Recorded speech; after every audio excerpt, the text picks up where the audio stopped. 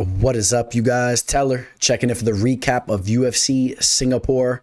Hopefully, all you guys had another profitable event. Hopefully, you guys didn't forget to set your alarm clocks, at least if you're over here in the States, because this card popped off very early. I know I was rubbing a bunch of crust out my eyes as the first fight was taking place. I am very happy to say it was another profitable event, and we got some momentum going on right now where we're stringing off some profitable events just like we normally do. And it's great to see things, of course, evening out towards the end of this year. What else can we say? You know, before we jump into the recap, we had 5 official plays locked in. We'll talk about all that. We'll talk about the main event, the legend Korean Zombie and all that. And I will also give you guys a quick note that Dana White's Contender Series prediction video will be out to you very shortly. We got week 4. I'll be working on that as soon as I wrap this up. And then, of course, we have UFC Paris taking place this upcoming Saturday. And you guys can expect that video to be on the channel very, very shortly as well. So I appreciate all your guys' support. And with no further ado, let's jump into this first fight and recap this entire card. Welcome to the show. This is the MMA fortune teller. Yeah.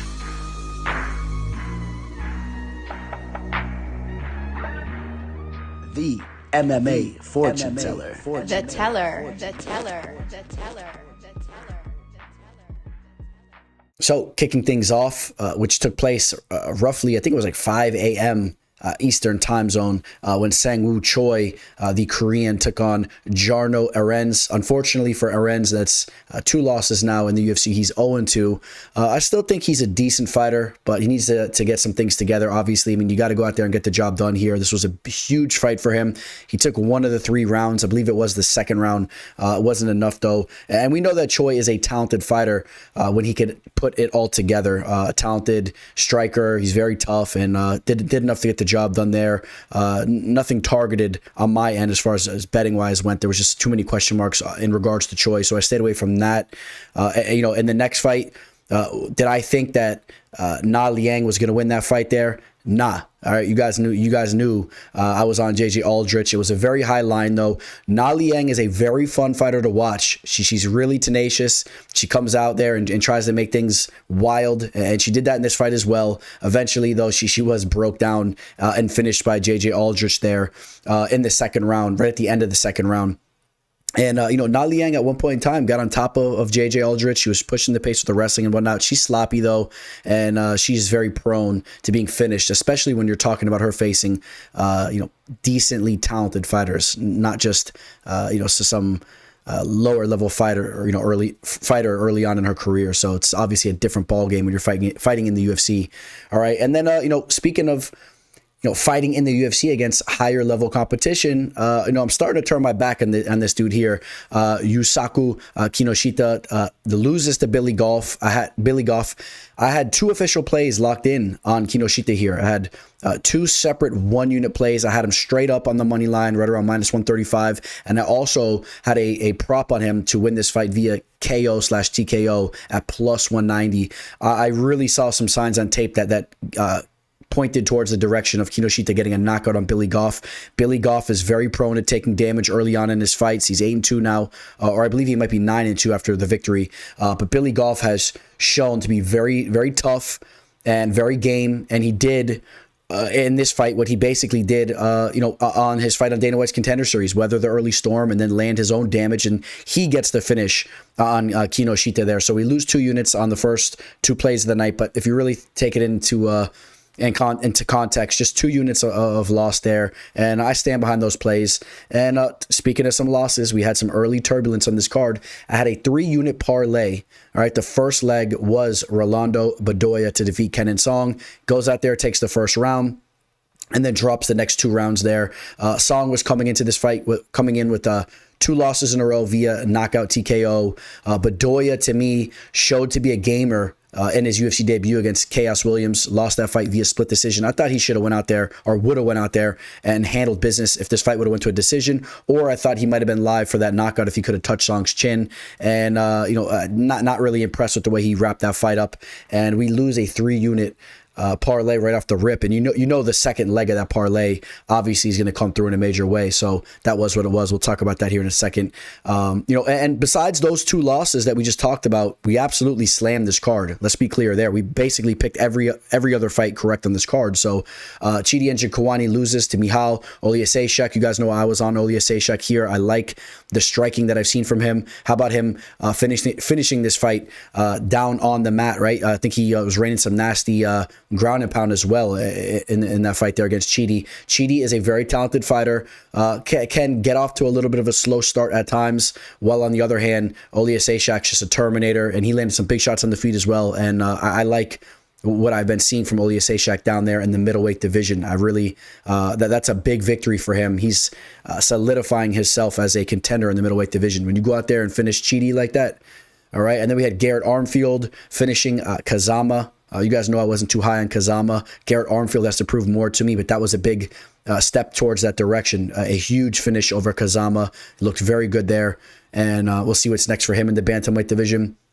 The other leg of that two-team parlay, of course, was Waldo Cortez Acosta. I was high on him in this spot here. Not really impressed with what I've seen from Bresky, and I feel that Acosta is a fighter that is, as I stated, he's really just starting to get his feet wet in the game of MMA, right? Had some boxing experience coming into MMA, and that last fight that he just had coming into this fight, the loss that he had against the very tough Brazilian in De Lima, I felt that was going to be a learning experience for him. He finished that fight strongly in the third round, and he goes out here, and the fight doesn't last too long, goes out there and has Bresky doing the stanky leg all over the cage and finishes him up there. So obviously I did double up on Costa after losing that first leg. You know, I had some money involved there in Costa, so brought some money in there, but we did lose that official parlay.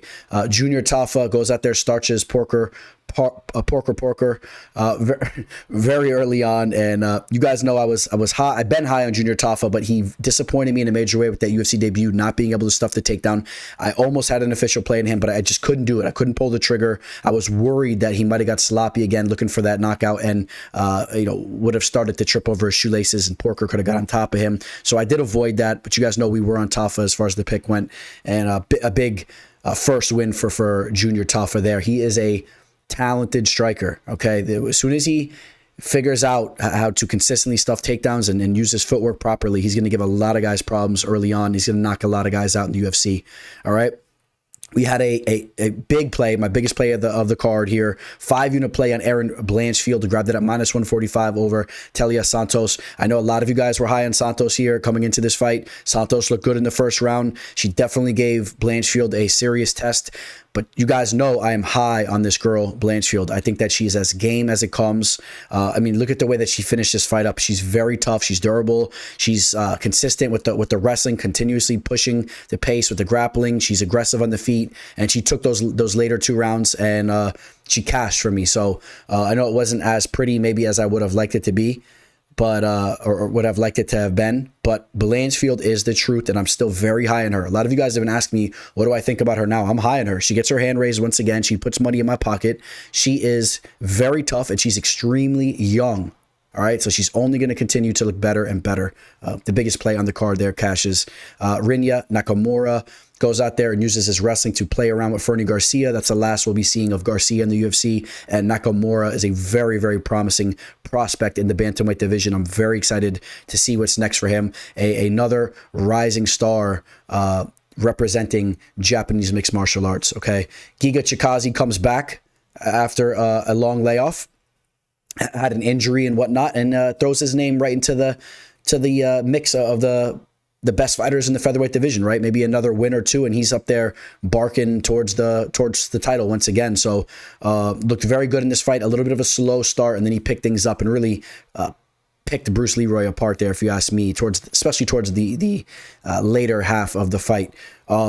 Giga Chikaze, I think he'll look better in his next fight. I think that he had a little bit of ring rust going into that fight. That's why he had the slow start, and I think that he will continue to look better and better. All right, and then how about this? This is what made it a profitable event for us here. We had Anthony Smith, 2 units thrown at him at a +115 line, an underdog line. All right, you guys let me know. I know this was a very close fight. Okay, I had Anthony Smith winning rounds 1 and 3. Obviously, the third round was the very close round, and obviously the second round was the round where Ryan Spann really put it on. Smith busted his eye open, put it on him. It definitely was not a 10-8 round. Anthony Smith actually finished that round strongly, got back up, and was actually landing the jab here and there. It was not a 10-8 round, so I don't even want to hear any of that. It came down to the third round. Ryan Spann was kind of the aggressor, and he was throwing those heavy plotty shots. It was kind of landing on Anthony Smith's guard and kind of wobbled him that one time he lost his footing. But if you really go rewatch that third round, Anthony Smith was outlanding Spann. There's no question about that. He was outlanding him with the leg kicks and the nice crisp jab and the straight shots. And I thought that he was deserving to get that third round, and the fact that he dug deep like that, I was happy to see him get his hand raised. But you know what? Let's take a step back too. When you're talking about a plus 115 betting line on him there, and a fight that he just went out there and outclassed Ryan Spann early on, and I know Anthony Smith didn't look as good as of recently. You know, the whole Johnny Walker fight where he was talking about, you know, you're hurting my family and this and that, and he looked kind of weird there. Listen, he shouldn't have been a plus 115 underdog, to say the least. I thought that Anthony Smith should have been realistically a minus 135 at least, okay? Ryan Spann is a fighter that has big power, big finishing ability. And to be honest, he's a fighter that really flakes out late in his fights. And I'm actually surprised that he actually hung in there as much as he did late in this fight. I thought that that was actually a good sign for him. He's showing some evolution, because really he tends to completely flake out late in fights. He gets sloppy, trips over his shoelaces and all that. And I thought Anthony Smith could have subbed him late in this fight, or would have really took over this fight late. That wasn't necessarily the case. But, you know, if you were taking Spann, I think you were banking on an early finish. And, you know, you want to take that kind of line on the finish there. So I don't know. Close fight. I'm sure some of you guys are really annoyed and thought that Spann won the fight. It was close. So I hear you guys. You guys know sometimes those close fights don't go my way and I get upset. So I feel you guys there, but I know I had that coming to me because I have been getting the bad hand of split decisions all year. So give me more of those. I'm deserving of those. I'll tell you that right now. All right. And then, so that made it another profitable night. We profited roughly 1.5 units, which I'm more than happy with. We'll pick up those units and keep moving it forward towards the end of this year. We'll be playing with our money here. And then, Max Holloway goes out there, gets the finish over the Korean Zombie. We knew how this fight was going to go. I think that the Korean Zombie really wrapped up his career in a solid way. He went out on his shield. That's the way that he should have went out. You know, just charging forward, raising his hands, bringing the volume, and then getting clipped and getting put out. You know, if he could have landed a big shot himself, that would have been amazing. But he wasn't going to go out there and finish up Max. Max is too durable, and Max was obviously the superior fighter in there. I was going to say right at that point in time, but realistically, Max Holloway was always a superior fighter, even if a prime Korean Zombie. Max Holloway's cut from a little bit of a different cloth, but let me give my props to the Korean Zombie. I've been watching him for years, always puts on a fun fight. He's a warrior. He's a great fighter, too. Just was never really championship material, but he definitely was a top-notch fighter in the division, and that was awesome, the way that he went out. They had the zombie song playing in the background, and as he walked out and retired from the sport.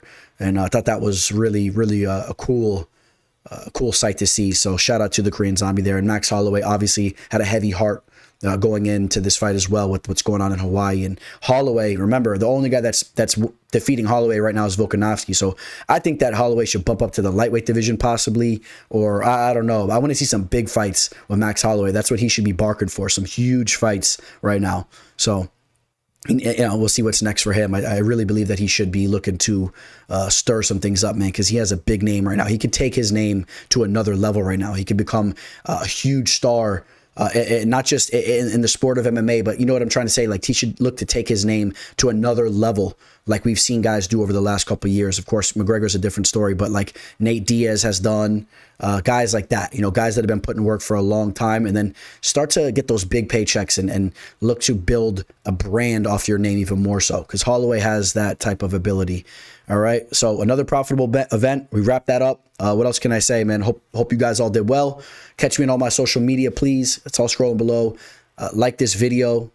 And I think that's about it. I don't know. What else can we say here, guys? I think that is about it. All right. We'll sign out on that note. Signing out, Teller. Welcome to the show. This is the MMA fortune teller. Yeah.